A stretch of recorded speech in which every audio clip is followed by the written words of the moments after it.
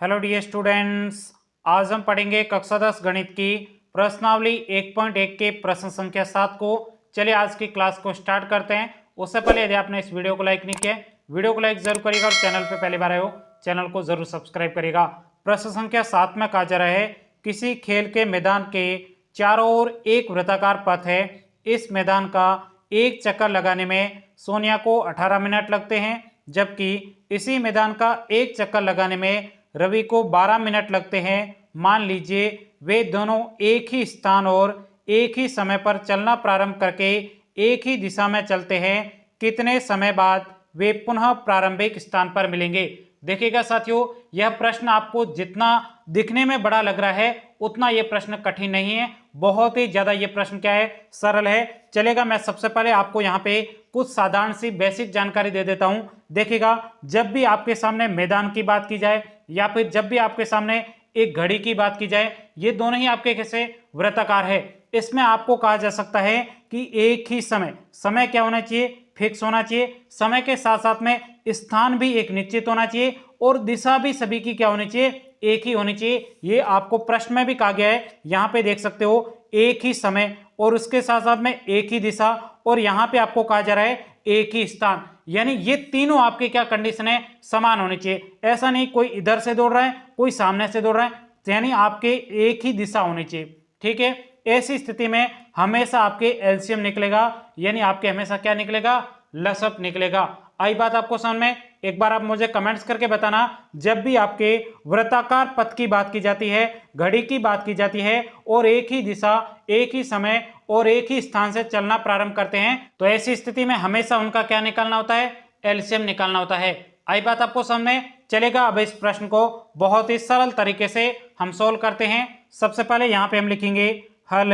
अब देखिएगा साथियों, इस प्रश्न में आपको संख्या क्या दे रखी है, एक तो आपके 18 मिनट दिए गए और दूसरा आपके 12 मिनट दिए गए हैं। तो सबसे पहले यहाँ पे हम क्या करेंगे, 12 और 18 का एलसीएम निकालेंगे। तो यहाँ पे हम लिखते हैं 18 और ये आपके 12 हो जाएगा।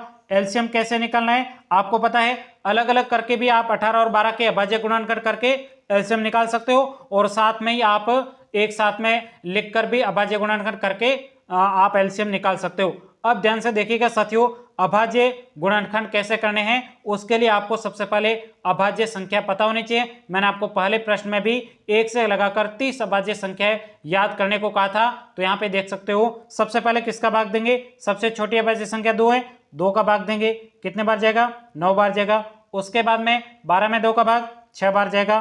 फिर वापस 2 का भाग जा रहा है, बिल्कुल जा रहा है। 9 में नहीं जा रहा तो 9 लिखेंगे, और 6 में कितने बार जाएगा, 3 बार जाएगा। क्या दोबारा से आपके 2 का भाग जा रहा है, नहीं जा रहा है। 2 के बाद में अगली अभाज्य संख्या कौन सी है, 3 है, तो यहाँ पे 3 का भाग देंगे। 9 में कितने बार जाएगा, 3 बार। 3 में 3 का भाग 1 बार जाएगा, और वापस 3 का भाग जा रहा है तो यहाँ पे 3 का भाग देंगे। 3 में 3 का भाग 1 बार जाएगा। अब ध्यान से देखिएगा साथियों, यहाँ पे आपको एलसीएम निकालना है, तो यहाँ पे लिखेंगे एलसीएम, किसका एलसीएम है, 12 और 18 का। तो यहाँ पे लिखते हैं 18 और 12 हो जाएगा बराबर। अब एलसीएम निकालते समय सभी अभाज्य गुणनखंड का आपको गुणा कर देना है। तो यहाँ पे हो जाएगा 2 गुणा 2 गुणा 3 हो जाएगा। अब इनका आपको गुणा करना है, तो एलसीएम बराबर 18, ये 12 हो जाएगा। 2 का गुणा 2 से 4 हो जाएगा, 4 का गुणा 3 से 12 हो जाएगा, 12 का गुणा 3 से करेंगे तो ये आपके 36 हो जाएगा। यानी आपके जो सोनिया और रवि है वे 36 मिनट बाद में क्या करेंगे, पुनः प्रारंभिक स्थान पर मिलेंगे। आई बात आपको समझ में? यहाँ पे आपको एक लाइन लिखनी है, अतः सोनिया और रवि